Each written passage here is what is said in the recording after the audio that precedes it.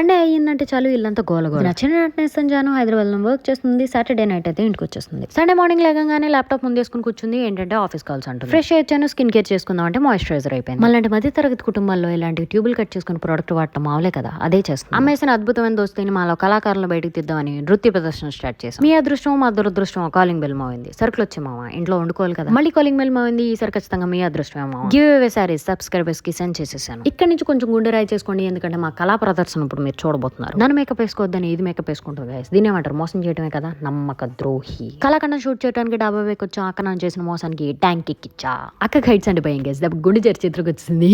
మీలో హైట్స్ అంటే ఎంతమందికి భయం కింద కమెంట్ చేయండి. ఇక్కడ జరిగినవన్నీ నిపుణుల పర్యవేక్షణలో జరిగింది. ఎవరు ట్రై చేయొద్దు, కింద పడితే పైకి పోతారు. కళాఖండాన్ని వీక్షించే టైం ఆసనమైంది. ఈ ఫుల్ వీడియో లింక్ కింద మెన్షన్ చేస్తాను, చూసేయండి. ఏదేమైనా గైస్ సిబ్లింగ్స్ ఉంటే సరదానే. మా అమ్మ అయితే ఇది ఇంటికి వచ్చిన ప్రతిసారి పొంగిపోద్ది. ఫ్రెష్ అయ్యి 7 లంచ్ చేసి అమ్మని సతా ఇచ్చి స్వీట్ చేయించి